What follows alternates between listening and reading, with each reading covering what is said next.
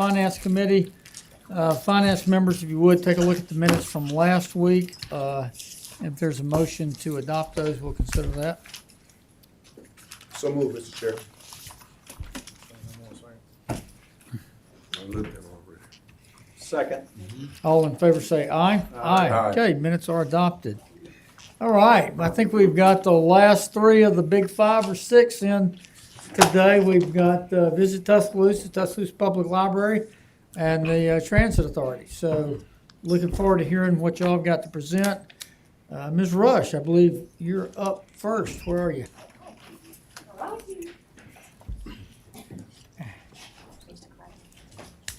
We do have a few things for y'all, some documents that we wanted to share, which I understand that it may end up in the trash, but if you'll like glance over it as you're throwing it in the trash, I would really appreciate that. Got a big present. Thank you. Merry Christmas. And a happy new year. We can do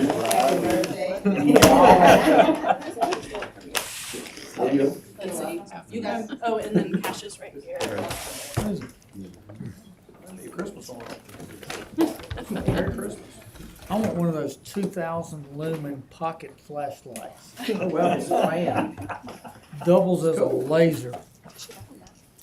All right, are we good? Let me make sure I go the right way. That's all right. I'll wait. Oh, how do I go back? I get first. Awesome. All right. Well, we'll go ahead and get started. On behalf of Visit Tuscaloosa, thank you again for giving us the opportunity to share some time with you guys today, but also thank you for your continuous support of our organization. We do not take it for granted that our organization is almost entirely funded by taxpayer dollars, and so we don't take that lightly. We work really hard to leverage the resources that you give us, and we work every day to make sure that we're trying to generate revenue back to you here at the city. But before we really dive in, I do want to celebrate our team because the last 3 weeks have been a lot of hard work. Jasmine and I were just joking about how we're about ready to sleep for the next week. But we have had a junior golf championship about 3 weeks ago, 2.5 weeks ago, and we've hosted 2 back-to-back conferences that we just wrapped up today. Without those events, we wouldn't have had the nearly 1,000 people that were here in town in the last couple of weeks, and it generated an estimated economic impact of about $1 million or $1.5 million. So kudos to the team for all that they're doing to make a big difference. But it is opportunities like that, as well as our efforts to promote Tuscaloosa, not only as a dynamic place to visit, but a dynamic place to live, work, and invest here, that allows us to be a catalyst for community vitality. We are your agency. Kip, I see you working with that fan already. Perfect day for it. Hey, we are your agency, though, that generates net new revenue for you. Every time a visitor spends $1 here in our community, that is in fact $1 that is spent in the community, not online. Not only is our businesses benefiting from that, but the city is benefiting from that as well through that tax revenue providing for essential services like police and fire. Did you know, though, that every time a visitor spends $1 here in this community, they are also directly benefiting our school systems, our hospital, and even the Tuscaloosa County Road Improvement Commission? If that doesn't articulate the impact of visitor, I don't know what else does. Today, I am going to share with you how Visit Tuscaloosa is seeing a lot of great successes as an organization, but that unfortunately, our collective market is not seeing that success. For so long, we have relied on 10, 12, 13 weekends a year to really carry us through. The question I have to ask you today that we have to answer is that feasible long term? And why would we not grow the tourism economy when capacity is available? As an example, usually this time of the year, our hotels are typically pretty full for football season. That is not the case today. So what are we going to do? We want to share how we are going to move the needle, and it's simple. We're going to leverage the visitor economy, which drives growth in other areas of our community's economy too. We're going to focus on more people, visiting more, and doing more, again, as a catalyst for community vitality. When we do that, the city wins, our small businesses win, and our residents win too. We've talked about the benefits of destination promotion before, so I'm not going to go into great detail. But I am always going to remind you that tourism is that first date to economic development. I love to share that because it is the truth, and we've had so many examples. Not only my own story, but a lot of other countless examples of people who are living here, investing here, or working here after they first visited Tuscaloosa. We have had a lot of conversation, especially over the last year, of talent attraction and retention. I had the opportunity to watch Justice's presentation, and I know he talked to you guys about that as well. We are constantly having that discussion between the Chamber, the EDA, and Visit Tuscaloosa. What role does Visit Tuscaloosa play in that? Well, we create a positive impression and an image for our community. So when people are going out and thinking about what communities they want to live in, they're doing their research online, well, when they happen to land on Visit Tuscaloosa's social media, I can tell you they're coming away from that with a positive impression of our community, and that's just one example. And yes, Visit Tuscaloosa does require an upfront investment from you, but in return, we are generating revenue back to you at the City of Tuscaloosa that again supports those essential services. None of this would be possible without the Visit Tuscaloosa team. I celebrated them for the last 3 weeks, but the reality is this year we have been working incredibly hard to bring more business into this community and to hold ourselves accountable, making sure that, again, we're leveraging those dollars. We have had change in the last year. There's some new faces on the screen that maybe you have had a chance to meet and maybe you have not. But we've got Robbins, Chelsea, and Alicia that are the newer faces since this time last year. But the thing I want to point out here is that when I went back into 10 years ago, so I went back and looked at 2014 to see how many employees we had. I was actually there at that time. And we hovered between 7 and 8 employees. So while our resources or our demand is continuing to grow, our services are continuing to grow, the reality is in the last decade, we've only really added 1 additional position to our organization. So I wanted to make note of that. So here I want to finish the rest of this presentation again, focusing on the wins that we've had, but the challenges that we're facing. Because the reality is funding to serve a purpose looks different than funding to solve a problem. And we do have a challenge that we have to address. Now, focusing on some wins first, I do want to call attention to this picture though, because this is from the junior golf tournament that we had a couple weeks ago. And not only did this tournament bring more of an economic impact to our community than we anticipated, we love when our event organizers take it another level and give back to our community.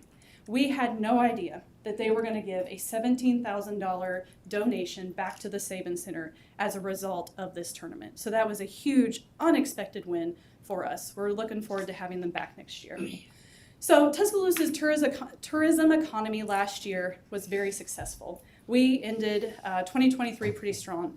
You can see the numbers up here, but the one that I will call attention to is that we were really close to meeting that $1 billion mark on visitor spend. When Tuscaloosa does meet that number, we will be one of 5 counties in Alabama that has exceeded or met that $1 billion mark in visitor spend. So really excited about that growth. That represented about 12% growth year over year. It will be interesting to see where we land for 2024 because unfortunately our numbers aren't trending quite the same. But again, I still think we'll be really close if we don't reach that number. Everything else grew. The thing I want to call out here too is that occupancy did drop, but in 2023 we also added supply. But where we are a little bit more alerted is that our year-to-date occupancy is continuing to drop. We have not added more hotel supply this year, and so again, that kind of goes back to some of the challenges that we're facing. As an organization, Visit Tuscaloosa did win Alabama's Tourism Organization of the Year last year, which we were excited about. Since my time with the organization in 2010, I do not recall ever that happening. So kudos to the team for their efforts with the State Tourism Department. We are making really good progress with them.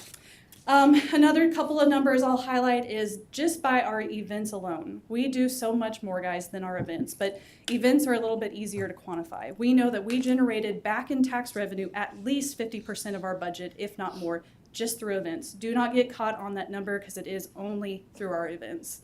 The TEF continues to have a positive ROI.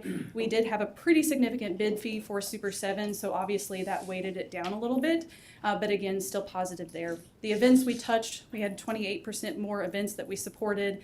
The other thing I'll mention here is our social media audience. When you do have limited resources, you've got to leverage the ones that you do have. And we've done a fantastic job of leveraging our social media. So last year alone, we grew that audience without paying for it by 80%. By this time this year, I would say we're easily over 90,000 individuals who follow us across our social media channels. That resulted in over 15 million impressions.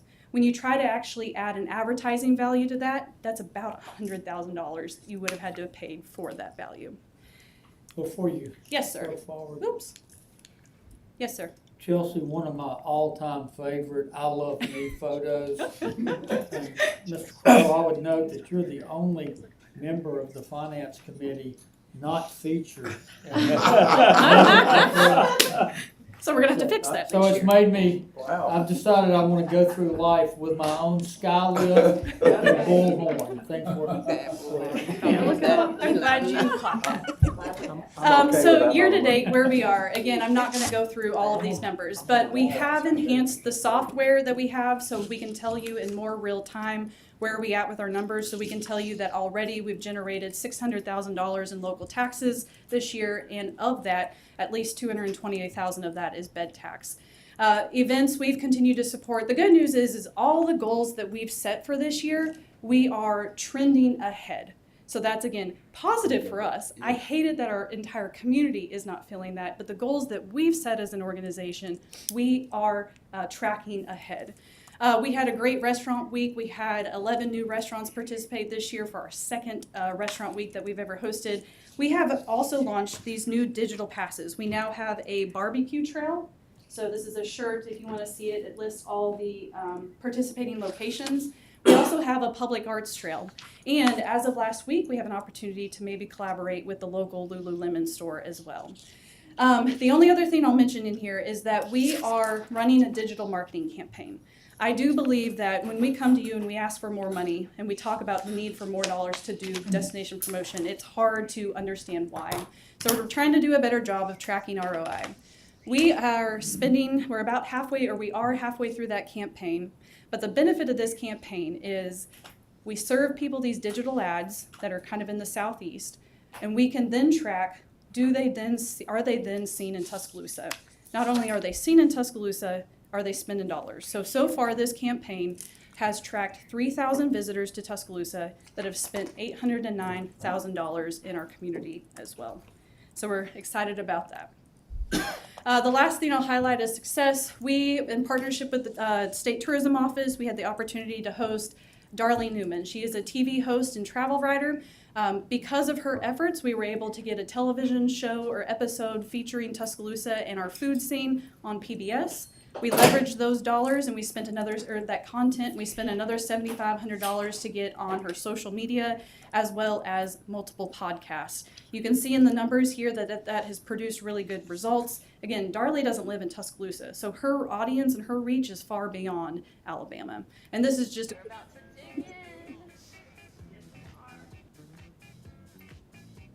Sunday morning and the line's already starting. Our menu consists of yams, black-eyed peas, macaroni, peach cobbler, dressing, collards, cabbage, rice, boiled okra. And the meat line is baked chicken, fried pork chops, pig's feet, hamburger steak, oxtail. Wow. That's a lot. And we also have barbecue. I love my Tuscaloosa family. I've been here for the past 50 plus years. I love it. I mean, there's no place like Tuscaloosa. Yeah, and I just love being here. what a great ambassador for our community. But again, not only did places like Thomas Rib Shack get to be on her social media and got a dedicated podcast, and they got to be on a nationally televised TV show. Again, thanks to the efforts of Visit Tuscaloosa and the tourism department. So again, we're going to look ahead now. We are asking for a $250,000 increase this year. As I said earlier, we are funding to solve a problem, not necessarily funding to serve a purpose at this point, and that has to look different. I dug into county by county data as well with our lodging tax collections for this year and compared to last year so far. 55% of our counties are seeing growth in lodging tax collection. About 45% of our counties are seeing a little bit of a decline or stagnant. What did bother me a little bit more, however, was when I looked at Huntsville, Jefferson County, Auburn, Montgomery, Mobile, and Baldwin County. We were unfortunately the only community beyond Jefferson County who is stagnant that has seen a decline in those communities. So again, how are we going to move the needle? Why do you think that is? Well, that's a great question. Our hotels are calling us and asking that question too. I think some of it is the economy, but also I believe very strongly that these communities are spending a lot more money to try to get people to their communities too. Some of the feedback we've gotten though from some hoteliers is business travel. They've seen a little bit of decline in some individual business travel. They've also seen a little bit of a decline in construction projects. And so people aren't traveling as much for construction projects, and so they're seeing a little bit of a decline there as well. So that's kind of what we've been able to put our thumb on, but that's a really hard question to answer. But I am going to sit here as a Visit Tuscaloosa and tell you that those organizations are spending more dollars to try to tell people to come to their communities. Kelsey, do you have any data on how much is typically returned to our community for every dollar that's spent on marketing? Yes, so I actually attended Destinations International last year, which is a industry conference, and they reported some data on that. And if I remember correctly, for every dollar that was invested in promoting a community, on average, $85 is returned in visitor spending, and approximately $9 or $10 is returned in tax revenue to the community. Again, they're looking, globally at data, Right. But that's what their data stated on average. Is there a specific kind of data that you're looking into? Well, I'll get to that in a minute, Okay. if that's okay, if that's all right.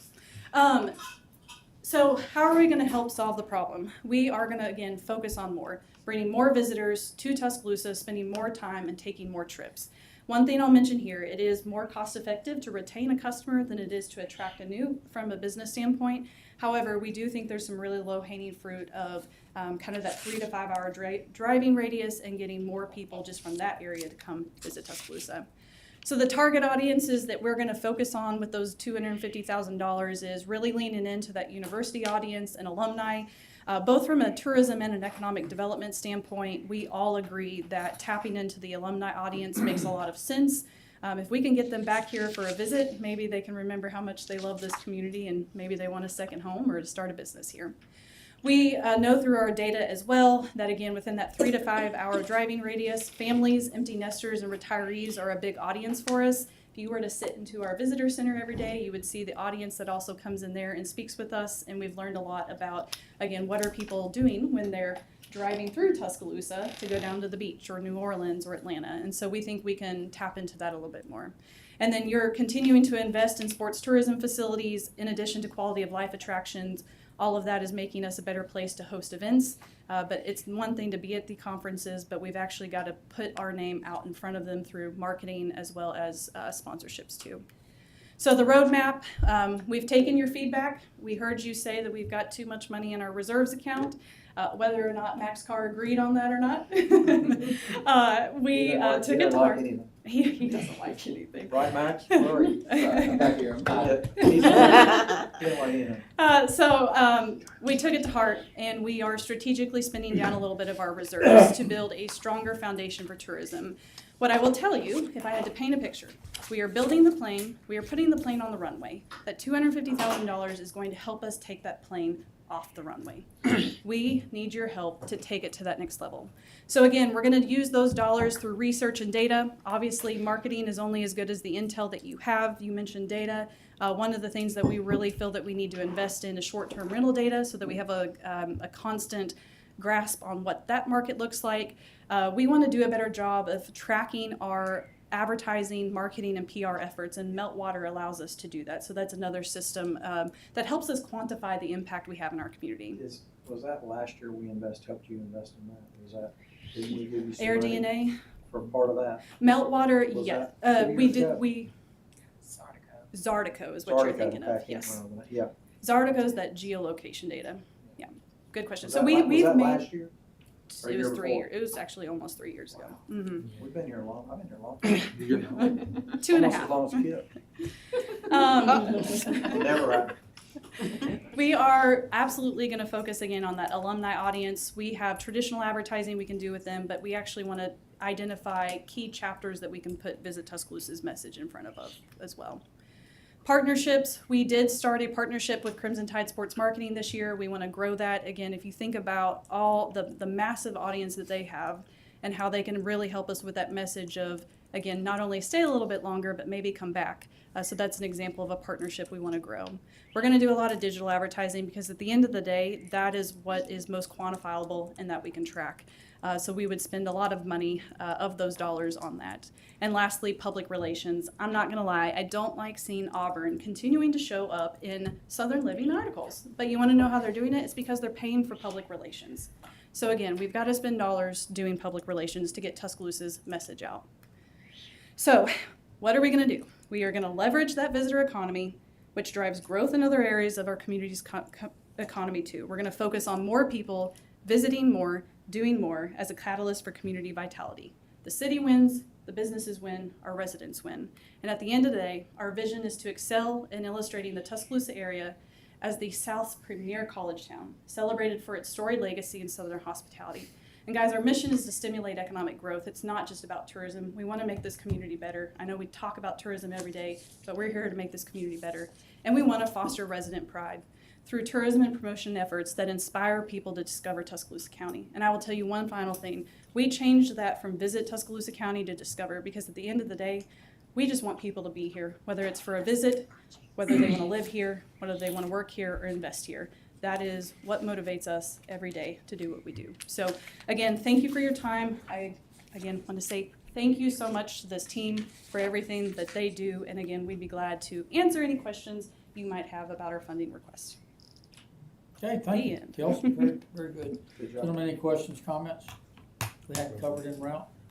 I do. I've got, you need committee members first? Go ahead. First of all, I went to the event last Sunday with the stage. Yeah, the tour operators, yep. Tour operators. I was so impressed on a Sunday night to see the river market so full, and you guys knocked it out of the park. They were all so happy to be in Tuscaloosa, and it was just, is this the event? Yeah, that's a picture Yeah. from it. And you see that it was just packed, and congratulations first on getting that. Yeah. But because hopefully that will bring back a lot more people. But your staff, everybody was there, everybody was working hard. The one thing I got out of that too was the hoteliers that were there Mm-hmm. all came up to me and said, y'all have got to help Fund Board, because we need it. And this is how I personally feel, with you in charge and the best staff I think that Visit Tuscaloosa has ever had. And the abilities you guys got, we're missing the boat if we don't try to help you more, especially in marketing. Because I look down here, right here in Auburn, $1 million budget. Tuscaloosa, 246,000. That's just wrong. And I'm not blaming anybody. I'm just saying, hopefully we can find some money there to help that. And I appreciate, I kind of agree with Max. I wasn't so much stuck on the reserve, but others were. And I think what y'all have done with the reserve money, I think is really wonderful that you were able to do that.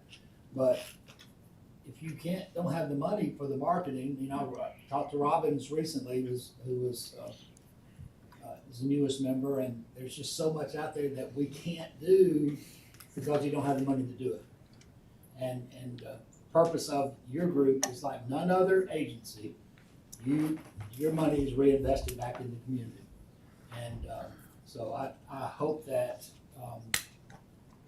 this council, and the mayor, of course, can find some way to significantly help you guys this year. In making, so you can be more competitive, because the more competitive you are, we win, the Absolutely. city wins. Absolutely. And I'm Kelsey, going to let Kip do my presentation yeah, next time. Kip has hit it out the park. And looking at this Peer College Community Destination Promotion budgets for a city our size, Mhm. what would it need to look like? If you could just throw a ball in, Can I dream? yes, that's I'm what would it dreaming, need to- Mayor. I'm Just dreaming. dream for a while. What does it need I mean, to look I'd like to at least see us at the same level as Auburn at the end of the day. I mean, I think that's a really good threshold. And again, we've gotten to learn and understand like Visit Mobile's budget, Huntsville's budget, obviously Auburn's budget. Aspirational, I'd at least love to see us at the Auburn level. How are they funded? They are dedicated lodging tax percent. So, and theirs is split between Auburn and Opelika. Their dynamic's a little bit different. Opelika has about 40% of their hotel rooms. Auburn has about 60, but it's a dedicated percentage lodging tax that directly goes to them.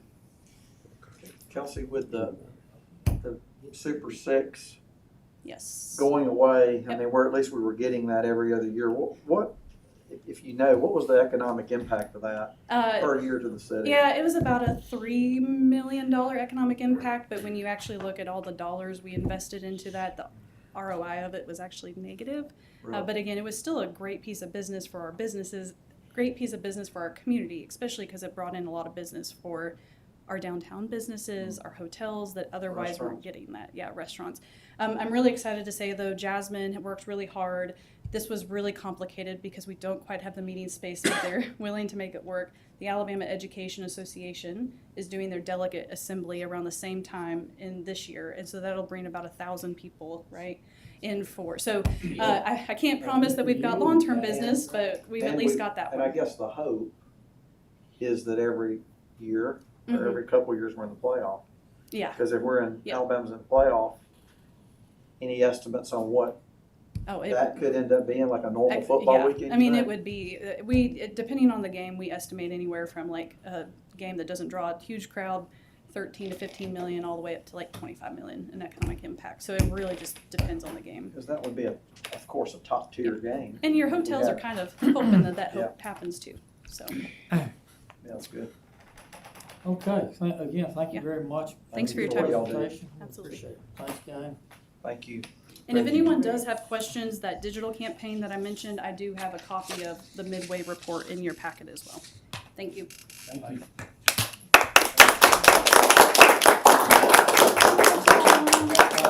Rarely does a budget presentation get applause. That means- They weren't applauding I'm you. clapping for my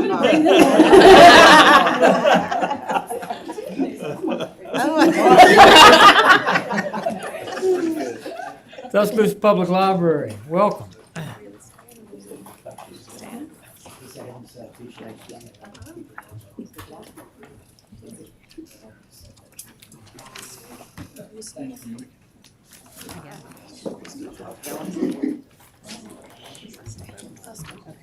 I thought I was gonna get arrested today. Should my car was blocked. Library. We've done away with all that. We've done away with that. How did you like the new? People have Okay, Miss- acclimated very well. Ms. Pearson, welcome. Welcome. How are we doing? Great. How you doing? Good. I want to start by saying we appreciate your time today. We know that as other presenters will present to the city council, y'all have a tremendous job ahead of you because everyone, I assume, is going to be asking for a slight increase in their proposed budgets. You know, we're here to talk to you about all the wonderful things that the library has. You know, we've enjoyed our conversations that we've had with each and every one of you. We just want to share some things. If you have any questions, please don't hesitate to ask. I just reiterate what Jeff said. This is our new board chair for those who haven't met him. Just thank you for everything that you have done and everything that you are doing. The roofing project is about 98% complete, except for mine and Amy's office where it's like 78 degrees right now. So we're working on that, but also for the upcoming flooring project, we thank y'all for approving those funds as well because it is very needed, definitely. And I'm gonna say, Kelsey, look, we need to get together and I can talk to you about libraries and their economic influence on communities. I love it. We just read an article this week about it. So I'm gonna be pretty to the point. I had someone tell me we're going to do facts and the how and the what and the why, and so we're just going to jump in and get right to it. This year, the Tuscaloosa Public Library is asking for just under $400,000 to go to the main branch and to the Weaver Bolden branch. For the main branch, it is $322,000 over last year's ask and $51,000 over the Weaver ask. That is total an 18% increase.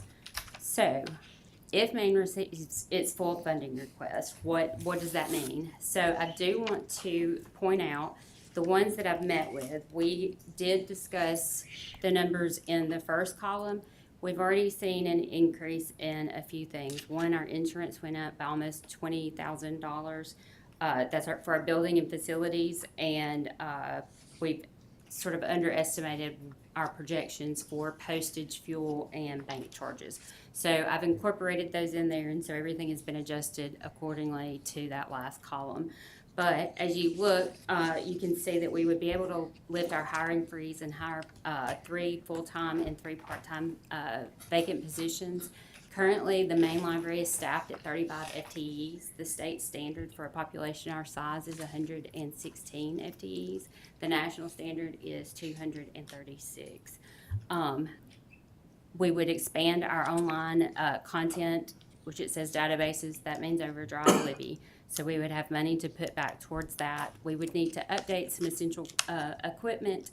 Unfortunately, this year, we will not be receiving LSTA funds, which is the Library Services and Technology Act funds they're funneled through the state public library agency, and we usually get about $50,000 from them each year, and we will not receive those this year. Why did they cut that out? So if you've been following the news sort of statewide, it's more state level, but also nationally, it deals with banned books and disassociating with the American Library Association. So APLS did, their board voted to disassociate, and those funds are federal funds, so with the American Library Association. We would be able to reinstate with the staff 30% of our previously cut programming, reinstate 7-week summer reading program, and obviously meet the increased operating costs. Any questions? Jennifer, you said 35 FTEs is what y'all have. That's between the main and Bolden, right? No, we have 39 between, Weaver has 5 FTEs. And are you full up hired? Do you have vacancies? Well, we do, but we're under a hiring freeze. A freeze that wouldn't allow you to reach the number you just briefed us you have? Right. Well, no. So we have not any positions that we absolutely could manage to go without this year. We did not refill if someone left. Okay, so you're able to fill out what you're funded for, is that correct? Right. Okay, thank you. Yep.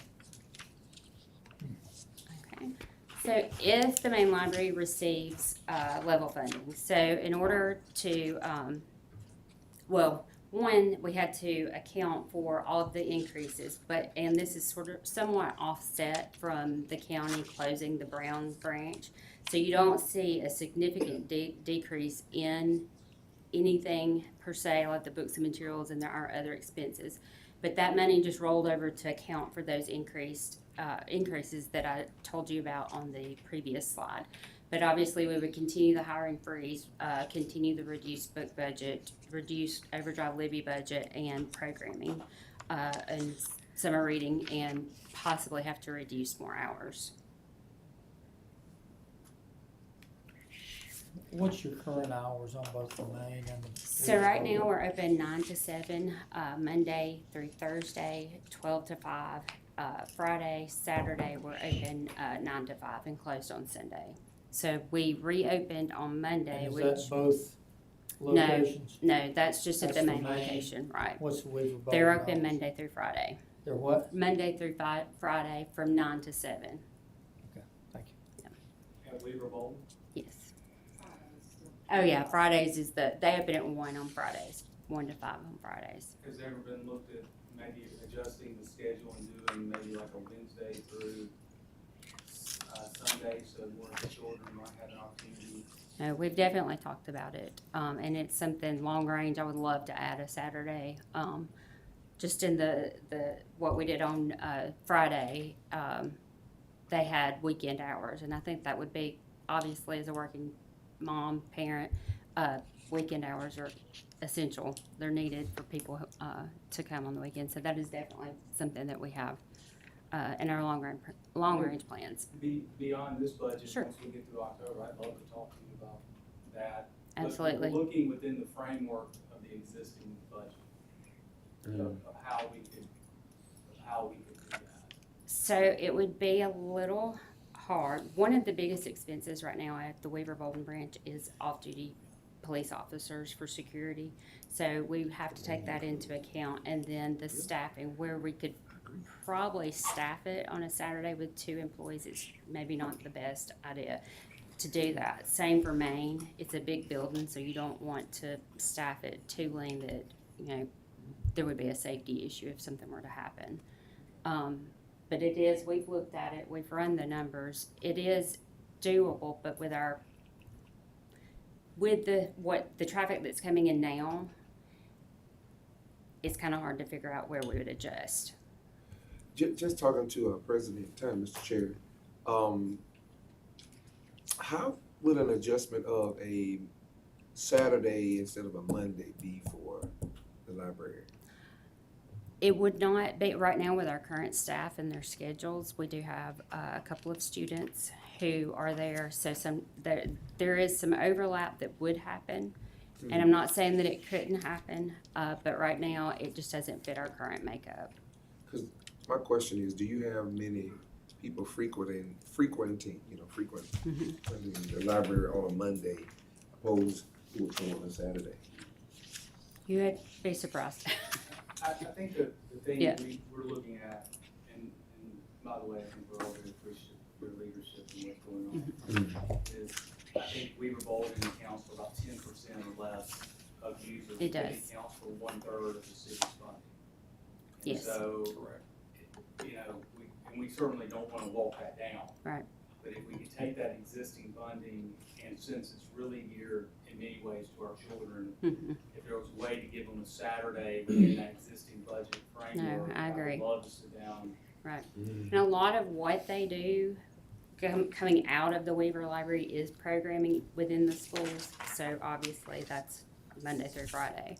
I don't have the numbers, but it's Statistically, Monday, Marty just Okay. texted, they're watching is the busiest day of the week. Really? yeah, That's surprising. And it's probably because. because they are From Friday to they're Monday. closed over the weekend. They're You're coming right. in as soon as they Anytime can. we are closed, especially for a holiday, you can bank that following next open day we're going to be slammed. Okay, that makes Yeah. sense. Well, after the budget season, let's. Sure, let's absolutely. sit down. I know Mr. Absolutely. Wilson would love Yeah. to do that. And I would just like to add this, that during the week when school starts, kids will be in school, so, I mean, I know you're saying that you have a lot of traffic on a Monday, but still a Saturday might that might be needed and help kids that need after hours and can't make it there for whatever reason. No, absolutely. So I would like to continue that conversation. Okay. too. Absolutely, definitely. Here, just like with Maine, what you would see increase, so our book budget, or their book budget would go up by 36%, and that's not the total budget amount, that's what it would increase. The programming, again, by 36%. They are in need of a new server, and that's, again, not the total equipment budget for that, but it would increase it so that they could buy the new server, and then reinstate a 7-week summer reading program, and then the obvious operational increases. If they were level funded, again, the other operating expenses, you can see at the bottom, stay pretty consistent. There are a few areas where we can cut in our budget. So obviously books and materials are the first, programming, public relations. Those are the areas that would take the hit, but then we do have to account for the insurance, bank charges, postage, and fuel increases that we're anticipating. So, as most of you are aware that we've met with you, we wanted to just bring this to you just so that we're being transparent, so that you know that outside of this year, we are intending to ask for increased funding. If the funding for this year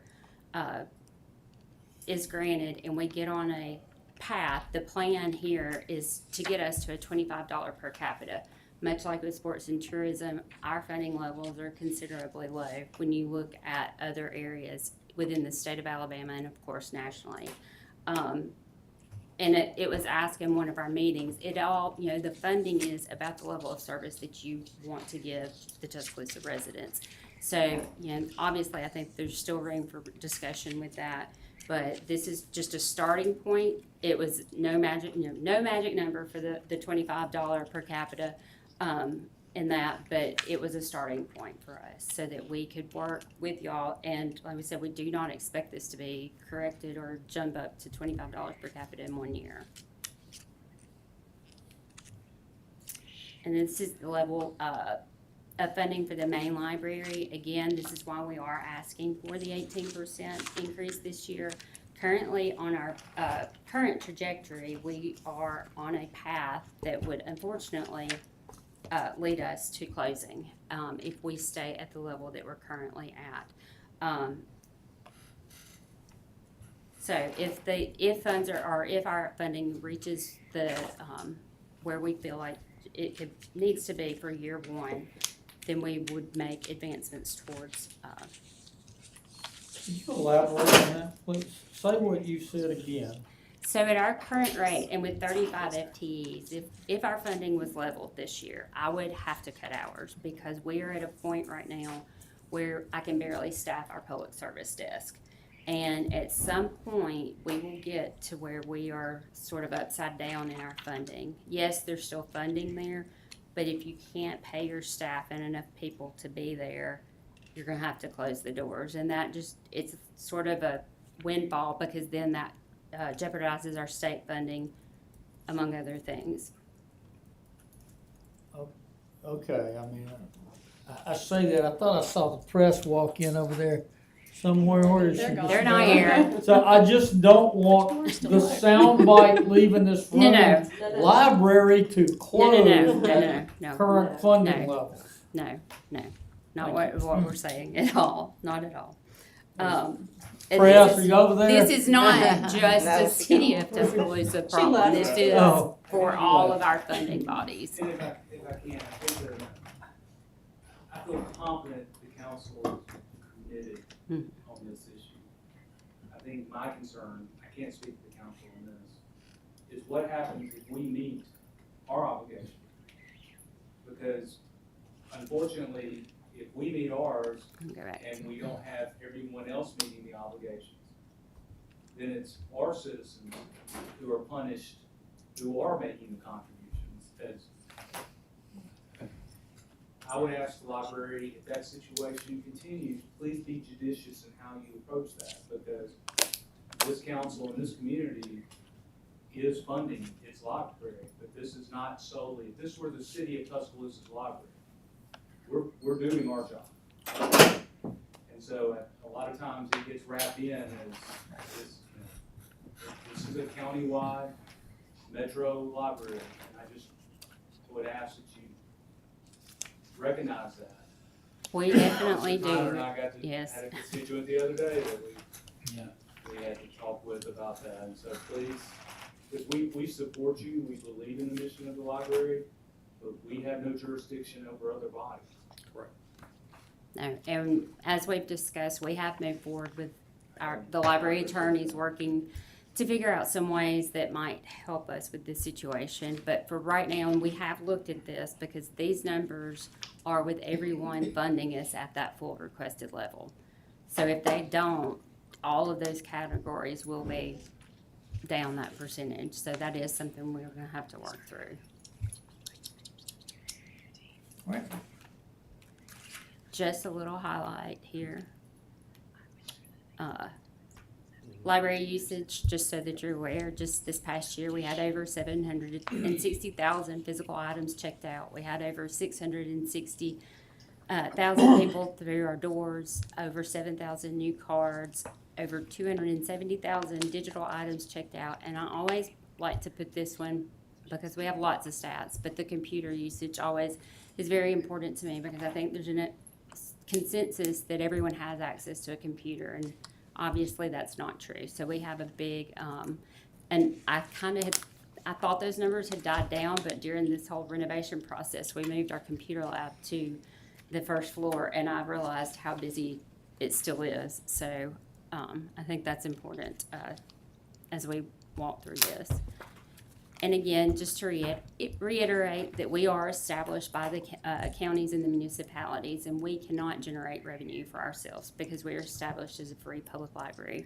So y'all's funding is obviously very critical for us. Okay. Any questions? No, thank you very much for All the right. presentation. Thank y'all. Thank y'all. Jeff did a good job. That's a good job, Jeff. Jennifer, I'm gonna give you a Russell, we saved the best for last. Bar Welcome. set pretty high, Russell. Thank you. I I have don't know. two different presentations. One's an hour and 35 minutes, and one's 5 minutes. I leave to you, Chairman Buster. Let's do the, Thank you, sir. Just match that. All right, let's see if this works good. That's perfect, thank you. Maybe hard to see. I do have some handouts if y'all want to get these later, but I'm just going to hit the high points. Where does your money go? I thought we would just cover that today. Our entire bus fleet is low floor. What low floor means, and I'll show you a picture soon. Low floor. Yes, that means there's no steps on these buses. Okay. For our handicapped, elderly, and all that, it's easy access and much more safer. All of our ADA-assisted paratransit vans runs parallel. These are for our citizens who cannot, access a bus due to limitations, due to disabilities, are all propane. So there are zero emissions on the whole fleet. That's 11 vans. Zero emissions. We're the only one in the state, and one of the few in the Southeast that even does this. So we're proud of that fact. And just a quick note, our money is matched. This comes up a lot.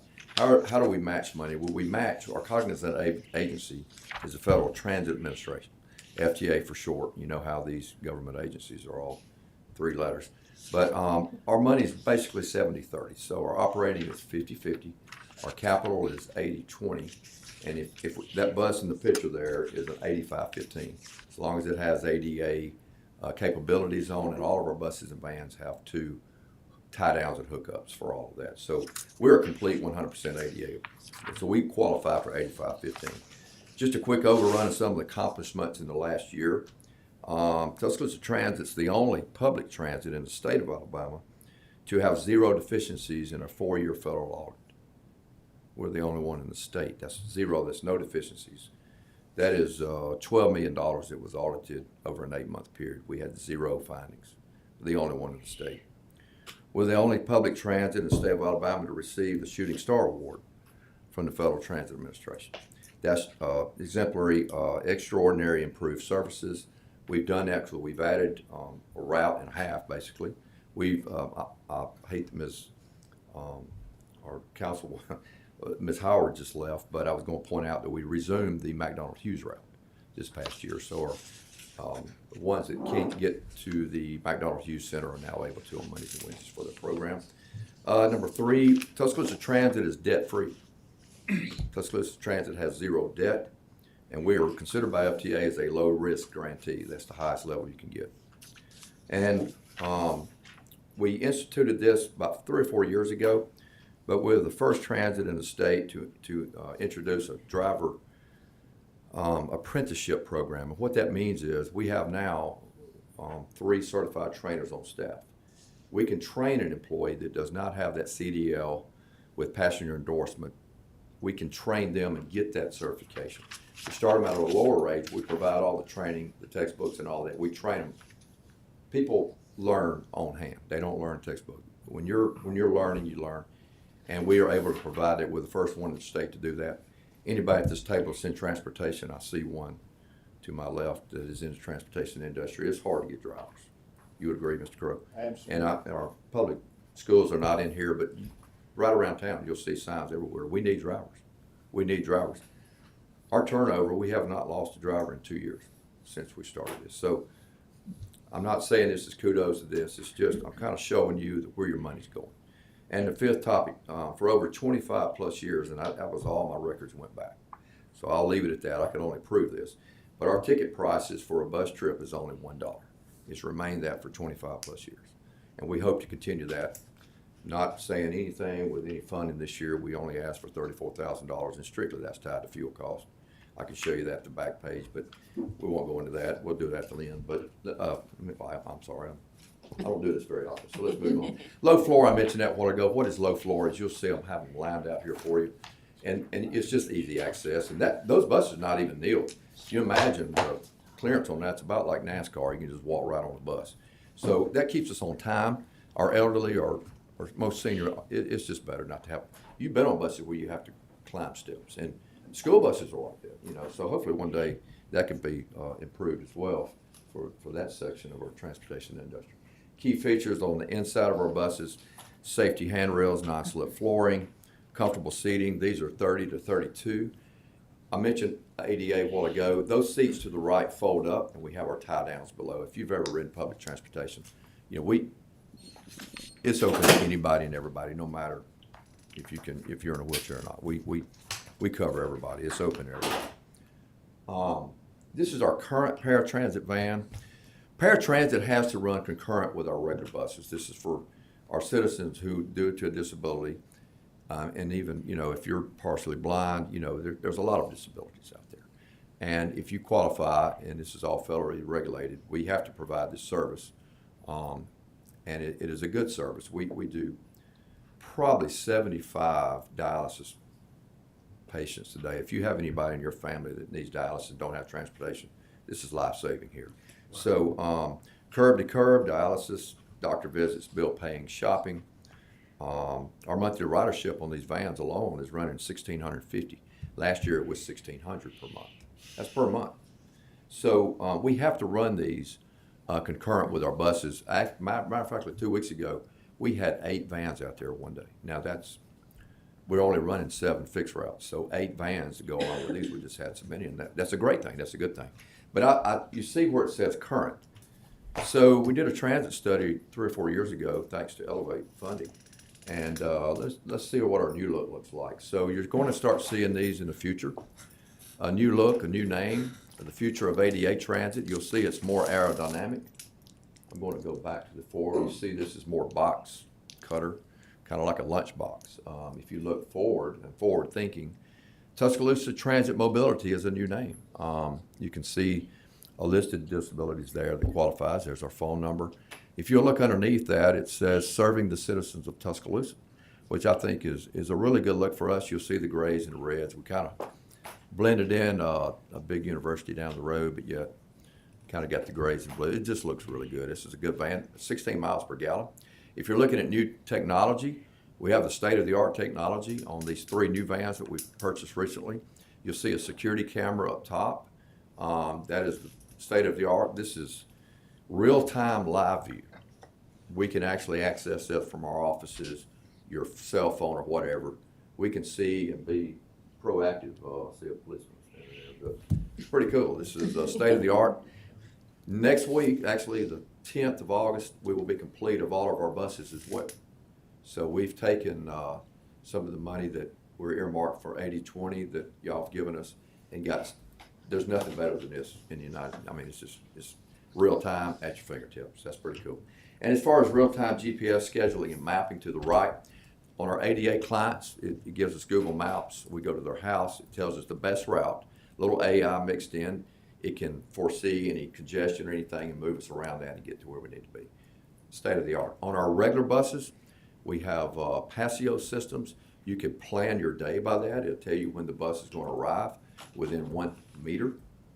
It tells us where the bus is. It tells where all the stops is 13 hours of the day. So that is pretty cool there, and that's state of the art as well.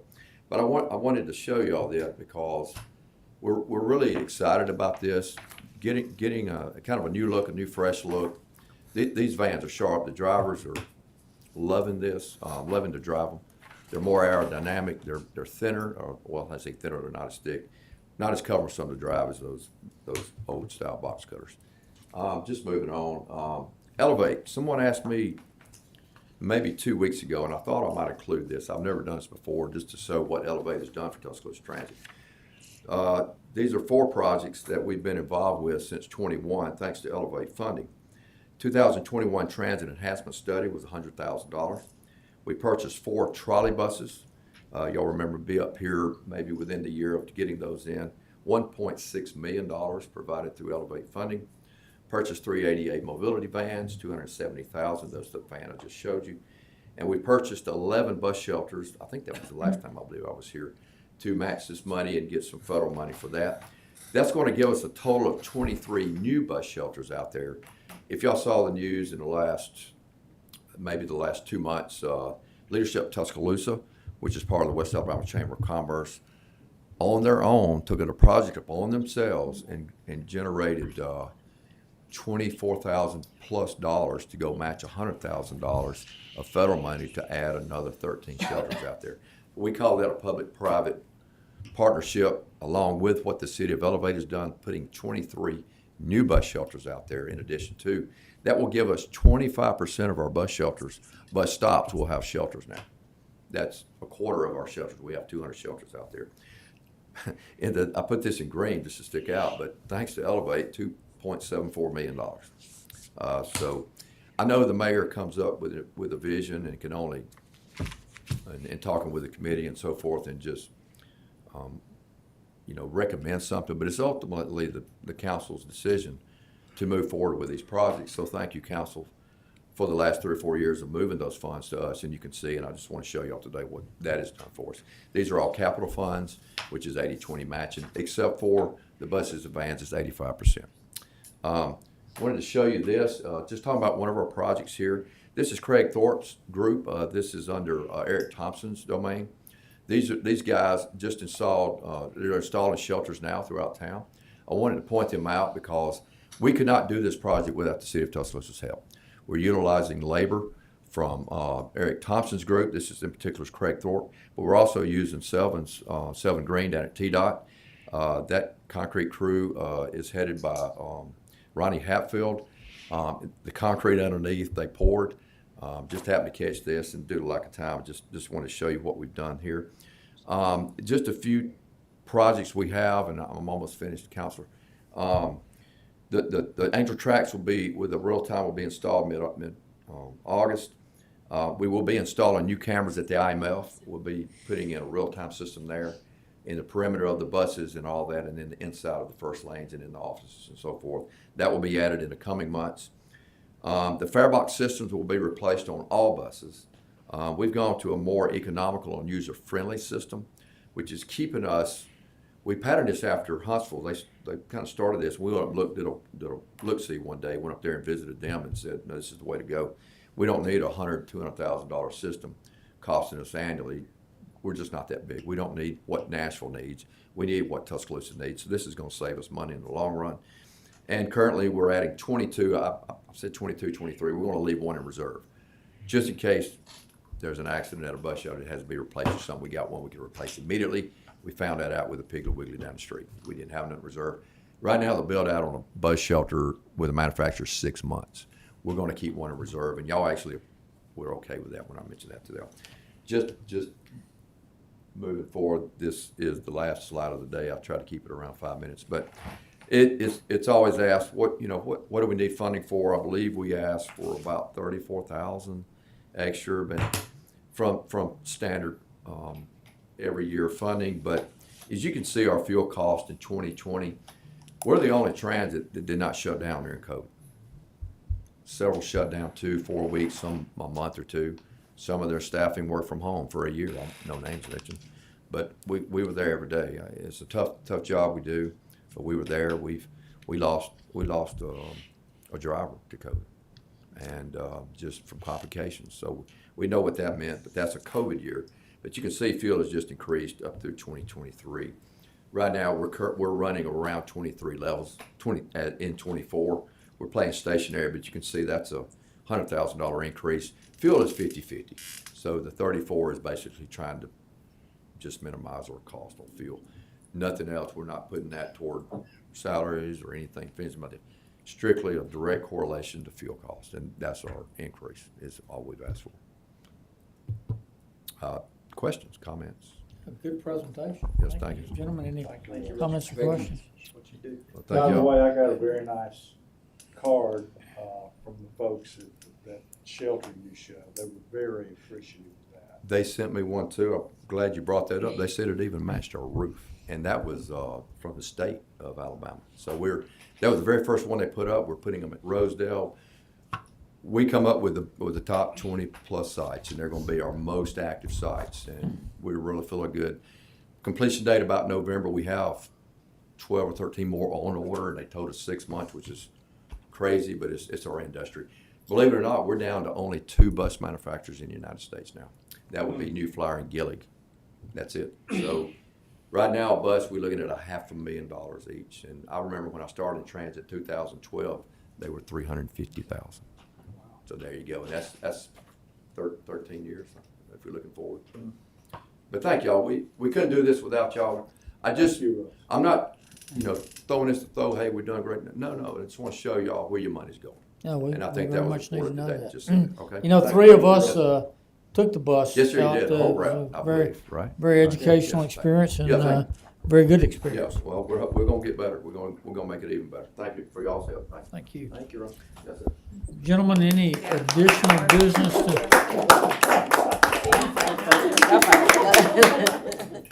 Yeah, sure. do not bring them back.